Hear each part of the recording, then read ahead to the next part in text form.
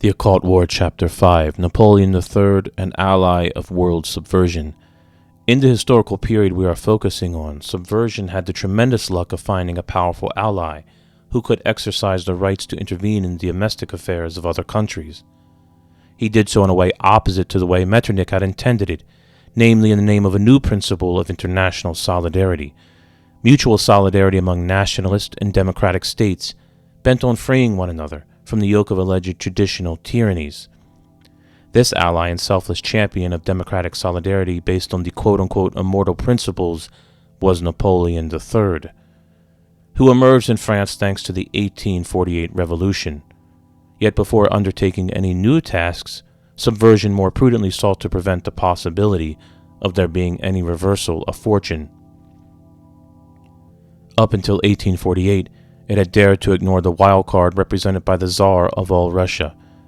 This monarch, who had hardly been enlightened by the torch that Weishaupt had passed on to Nubius, and Nubius was destined to pass on to Lenin, had threatened to spill the beans, the sauce the Jew was preparing in order to poison all those who stood in his way.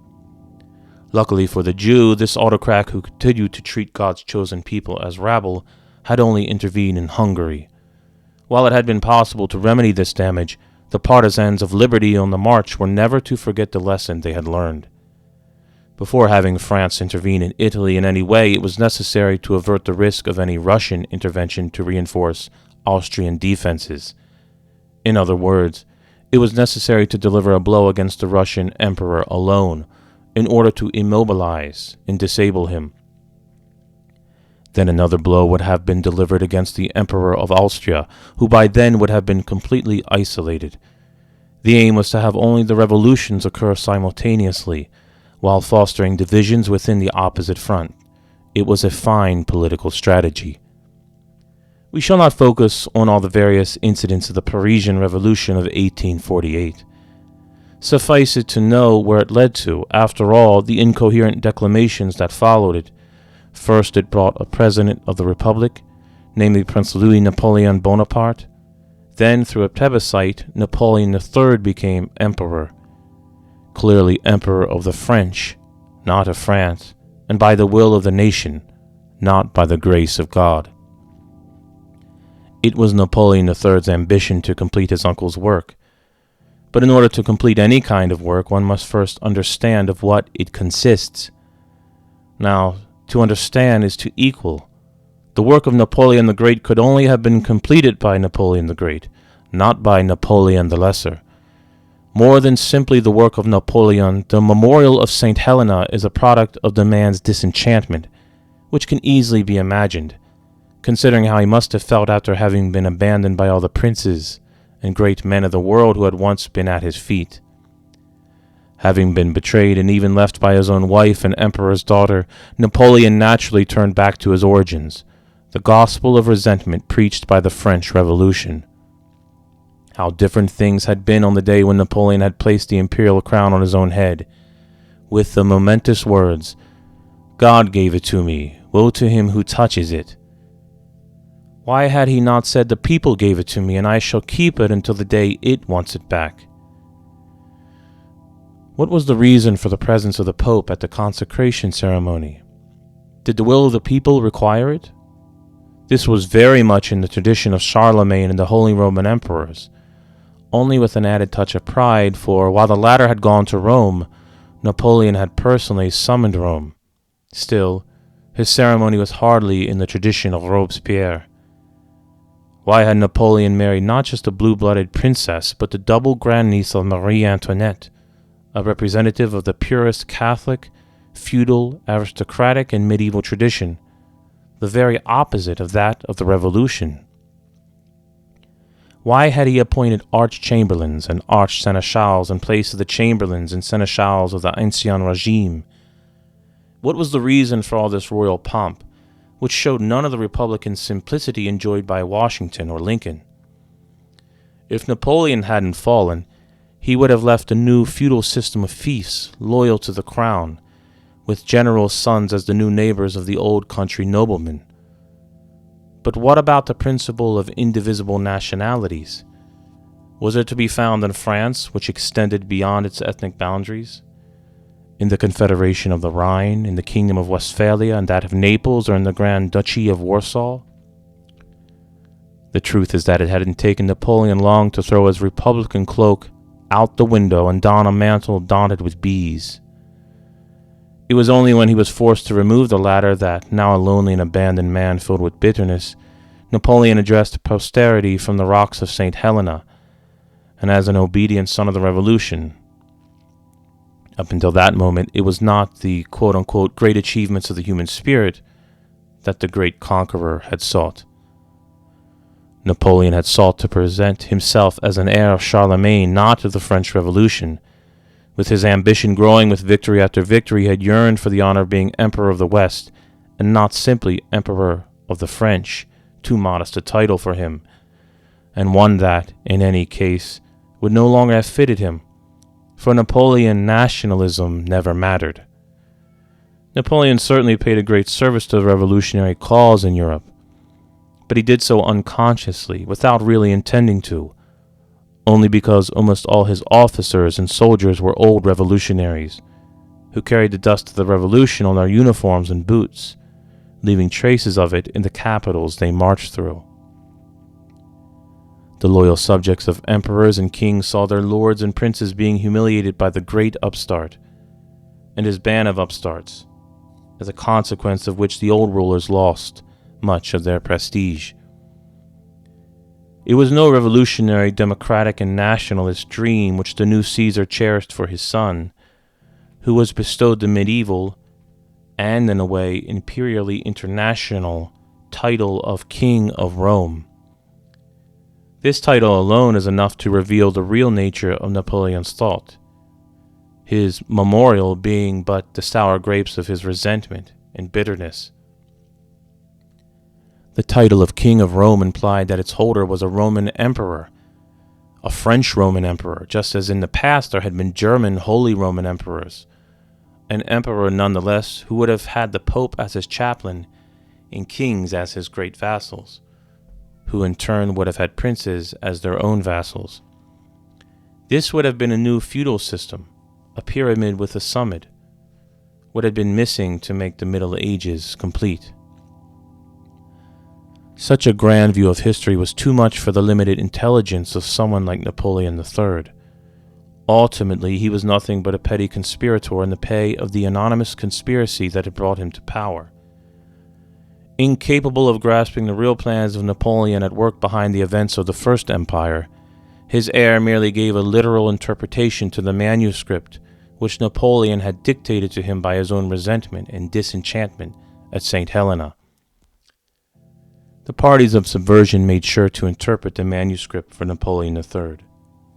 They had already claimed the great name of Napoleon I for themselves in the aftermath of the events of 1815, along with the desire for revenge felt by the French. There was actually no reason for feeling vengeful, as the historical territory of France had not been mutilated. Only the French Revolution had been defeated with the Congress of Vienna in 1815. The subversive parties, however, put their subtle minds to work in an attempt to link the revolutionary idea to that of France, thereby confounding mediocre souls.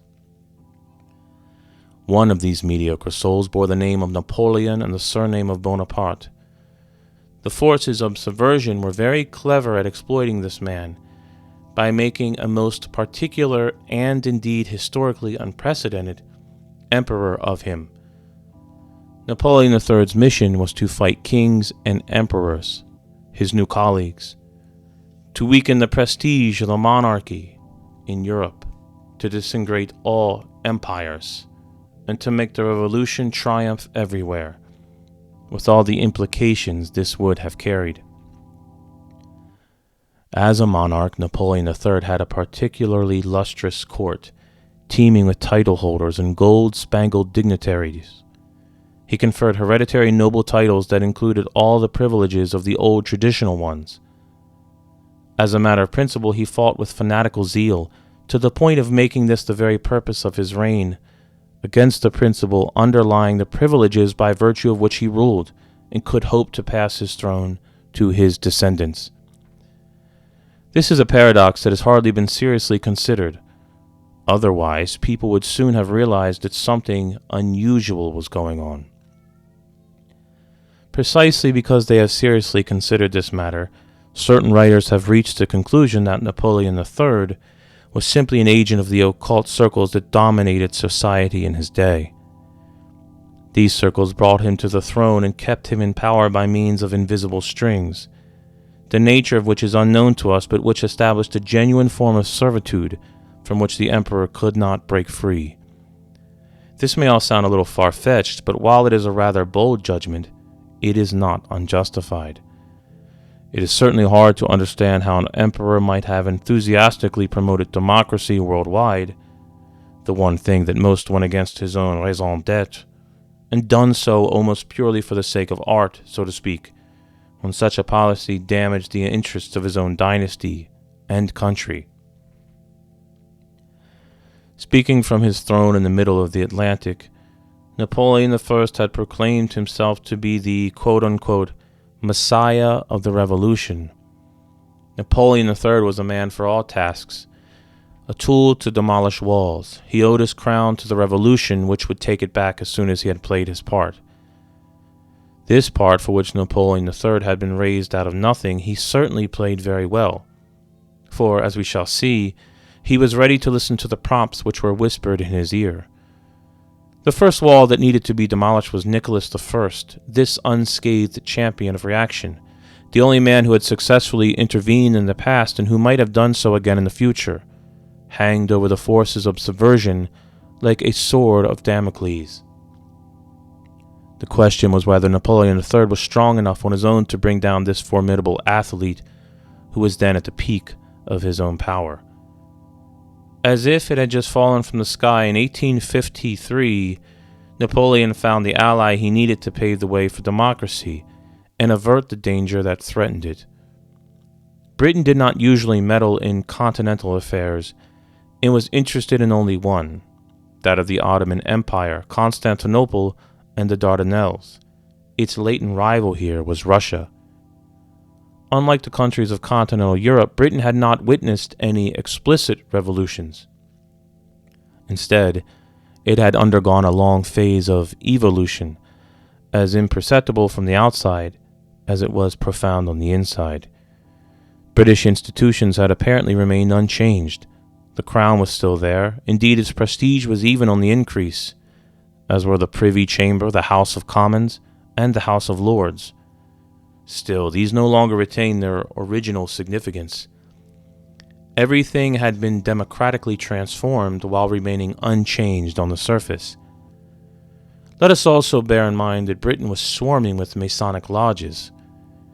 It is true that their mental, intellectual, moral, or even mundane and social level was far more elevated than that of continental lodges.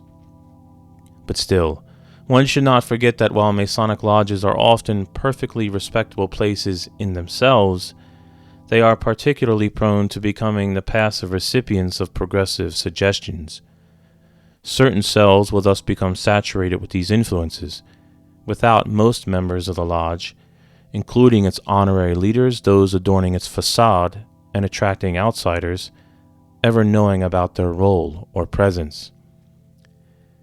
In the age we are now discussing, a radical liberal minister was in power in Britain. It has actually been found that he was under the control of the radical wing of his party. Its head, Lord Palmerston, was Prime Minister, which is to say that he was the political leader of the United Kingdom. This was the same party as that which is now presided over by Lloyd George, himself a radical, i.e., more than just a liberal. At the time, this party brought together pure liberals and radicals. Yet as the wheel of history has traveled quite a long way since Lord Palmerston's day, because of the distance that separates us from him, he now strikes us as being less of a subversive than Lloyd George. Lord Palmerston and his radical circle naturally sympathized with the European revolutionary movement of 1848 and could not bear Metternich's policies, Nicholas I's attitude, and the Muscovite spirit of those years more generally. Their aversion for Tsarism, which had little regard for the chosen people and their ideals, was only platonic at first.